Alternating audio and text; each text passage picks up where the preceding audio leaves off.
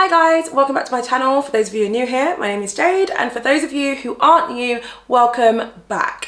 Today's video is a good one, guys. I am delivering on today's video. I'm going to be sharing 5 YouTube tips that you have potentially never heard before, and I want you guys to let me know in the comments whether or not you have heard any of the tips that I'm about to share. So let's just dive into it and start with tip number 1. So tip number 1 is to wrap all of the links that you include in your YouTube video description.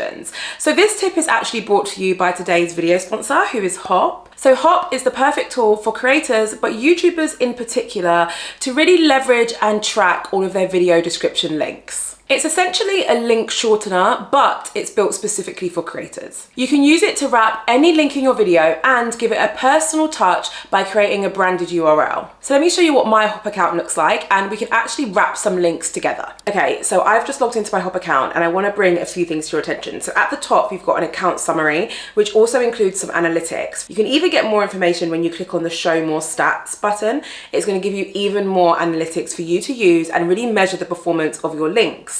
So let's scroll down and have a look at some of the links that I have wrapped. So as you can see here, I have wrapped majority of my affiliate links. Let me show you why. So I'm going to go to one of my other videos which has an older description, because I'm in the process of updating all of my video descriptions to include these newly wrapped links. So let me show you what it used to look like, okay? So if we scroll down on my description, you've got a section here called resources, and this is essentially where I put all of my affiliate links. Fine.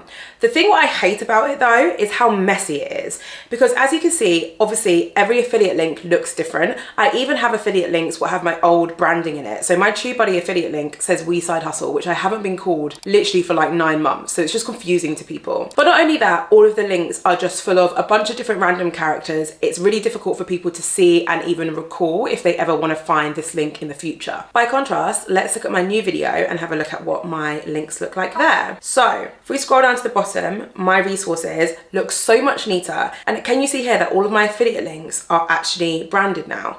So I now have a link that says jadebeason.hop.to/TubeBuddy. I've got the same thing for Canva, same thing for Tribe, same thing for ConvertKit, which makes it so much neater, easier to understand, and easier for people to recall should they want to further down the line. So that's an example of the effect that wrapping your links using Hopp can have. So I haven't finished updating all of my links yet because I wanted to show you more examples. So let's get a link here. For example, I have a workbook available here, and it's actually hosted on my old website, which is my wesidehustle.com website, which is not ideal because again, I haven't had that brand in a while. So I'm going to go to my Hopp page and I'm going to create a link to make it branded. So you click on create link, then you paste the URL. It gives you the option to give it a display name, double your reach. I'm going to put workbook, because that's what it is. It's a freebie, check it out if you want to. And then I'm going to change the shortened URL to double your reach.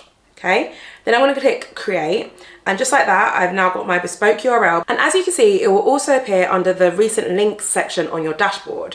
So if I click on it now and click open link, it's going to take me to the landing page where people can sign up to receive my workbook. So I'm going to go into my YouTube video and I'm going to find that link and I'm going to replace it. So now I have a branded one. So by default, Hopp can be used like a regular link shortener, but it has one extra feature that allows you to add a layer of promotion on top of any link you use with Hopp. So for each link, you can instantly turn on a skippable Hopp page to appear before getting to the link's destination. And you can use it to promote anything you like. Let me show you how it works. Okay, so let me show you an example of an actual Hopp page that I'm currently using. So if we head to the link section, it's going to show me all of my links. If we scroll to the bottom, I've got a link here, and this link is called Strategy Session with Jade Beason. Essentially, if someone's looking to book a strategy session with me, it's probably worth me telling them a bit about my membership club first, which is called the Creators Club. So let me show you how I use Hopp pages to help with that consumer journey. So if we go here and click on set link behavior, you can see that instead of going directly to the destination URL, it actually goes to this Hopp page, which is called my support my membership page. I want to show you what this looks like. So if I click on this link and get it open, you'll see that this page comes up. And essentially what it's saying is, before you move on, why not join the Creators Club for 40% off of your strategy session? If they don't want to join the club, they just have to click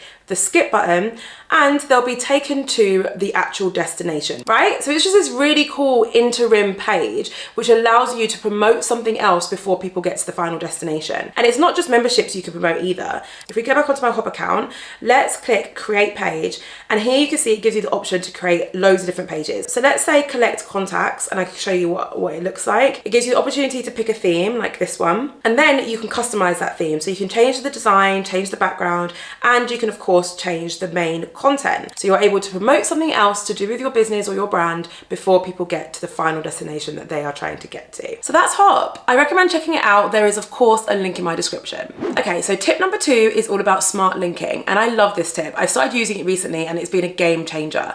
Essentially, what smart linking allows you to do, by the way, I don't think that's the real name of it, I'm just calling it smart linking. What it allows you to do is to share links to your videos, but the links will start your video from a specific point, okay? So let me give you a demonstration. Okay, so I'm on another one of my videos, and what you want to do to actually use this tip is to click the share button, but before you just copy this URL, you want to click this little box here which says start at. And it's so funny because obviously that's been there for a long time, but I've never paid attention to it before. But essentially it will allow you to start your video from a specific point. So let's say someone's messaged me saying, hey, I'm really interested in that Hopp product that you spoke about. Where's the video where you mentioned it? Instead of just sending the whole video and making them watch the whole video until they find the information, I can actually just send them a very specific link which starts at the part of the video that they're looking for. So let's say I want to send them a video that starts at 0039. All I have to do is copy that link, and when I paste it in my browser, the videos start at 39 seconds. So this is really, really useful for anyone who shares links to their videos to their audience on a regular basis, but also to people who run businesses and want to share links to their videos throughout their other marketing channels, such as their website and stuff like that. So that's just a really cool tip that you guys might want to check out. Tip number 3, share links to your playlists, not links to your videos. So this is a really, really great tip, especially for those who are looking to increase their watch hours. And essentially what it involves is you sharing links to different playlists to your audience, or in your email signature, or on your other social media channels, rather than sharing links to one video or sharing links to your whole channel. Here's why this works so well. Essentially, when you share links to your YouTube channel or to specific videos, you are limiting the amount of content that the person you're sharing your link to is likely to watch. So let's say someone's messaged me saying, hey, do you have any tips for Instagram? And then instead of me sharing my entire playlist of Instagram tips, I just share my most recent Instagram video. What's going to happen in that instance is that person will be like, great, they'll watch my video, and then that might be it. They might come off of my platform, they might come off of YouTube completely, because I've presented the solution to their problem as just the one video, rather than sharing a list to my playlist and saying, hey, I've got loads of videos. I mean, maybe even in the hundreds now. Actually, no, maybe not. I'm getting ahead of myself.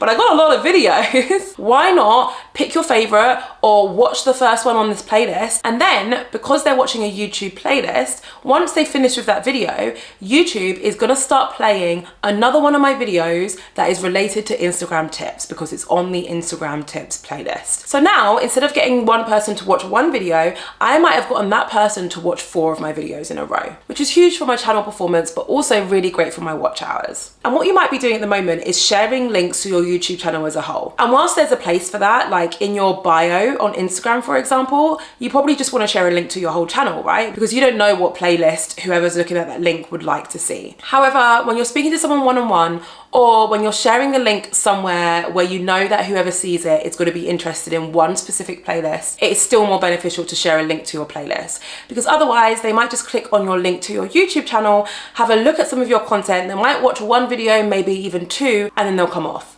Or worst case scenario, they don't watch anything because they're a bit overwhelmed by the choice. You want to make things as easy as possible for your audience. Tip number 4. This one's a weird one.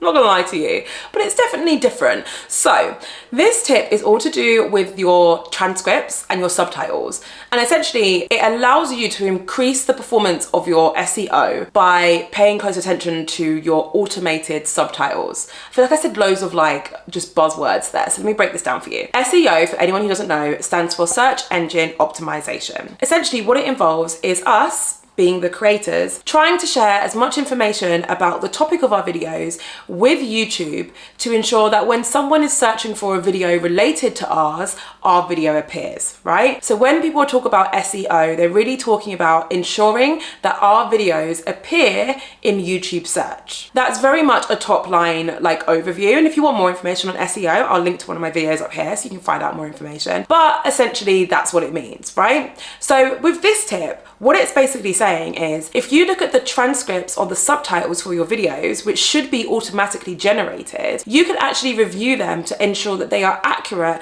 and to ensure that they are feeding YouTube with as much information as possible in regards to what your content is about. So I'm going to introduce you to a term called keywords here. Essentially what keywords are quite literally key words or phrases that relate to your content. So for me, a keyword would be like YouTube growth.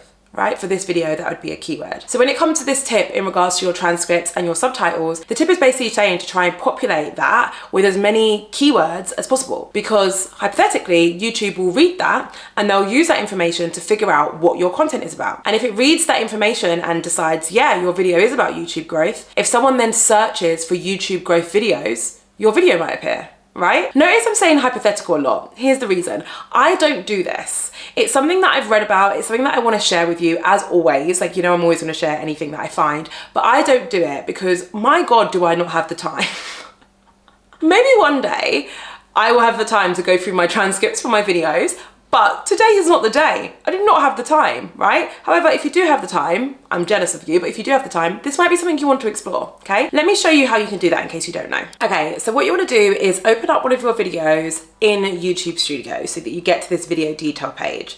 And then what you want to do is scroll down and click on the subtitles button. And what you're going to see is all of the automatically generated subtitles for your video. And do you see why I don't do this tip? Because how stressful is this? Look at this.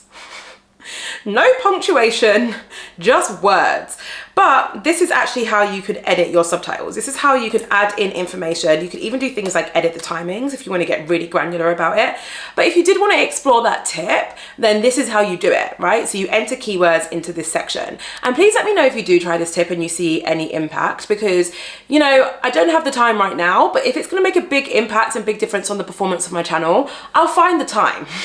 Okay, so tip number 5. Now, if you've not watched this whole video and you've just skipped around, I will warn you that this tip might be slightly harder to digest because I'm going to be talking about SEO and keywords again. And I've already explained what those two things mean earlier on in the video. So it's just my note to say that maybe watch the whole thing if you haven't already, but regardless, I'm calling this tip smart chapter titles.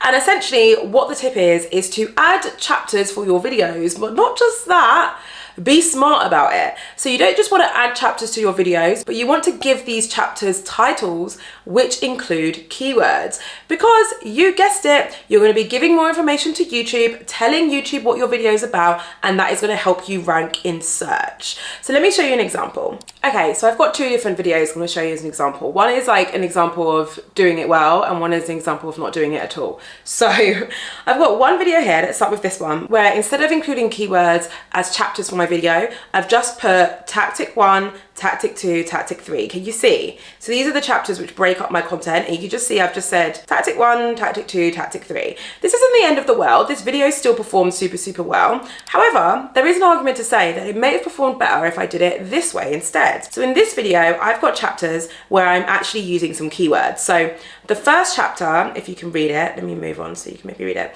says what's happening on Instagram and why. Then it says target Instagram story surfers. Then it says incorporate reels, reactivate your Instagram followers, word of mouth marketing. So I've got a few keywords and buzzwords in there, such as marketing, Instagram followers, etc, etc. So the argument is that this video might perform better on search than the other video does. And if you follow the TubeBuddy SEO score rankings, which are available over here, you can actually see that this one has a far higher score. This has 100%, and this other video, which didn't have the optimized chapters, has 60. So if that's anything to go by, I reckon the theory is probably correct. If at any point during this video you've thought, how on earth am I supposed to find these keywords? How does Jade get this video analytics thing on the right hand side? It is all through TubeBuddy. I use it on all of my videos. I swear by it. I do have a link in my description I recommend checking out and signing up, because it has been my most useful resource when it comes to my YouTube growth. So that's it. Those are my tips that I don't think you guys have heard before, but don't forget to let me know in the comment section whether you have or you haven't.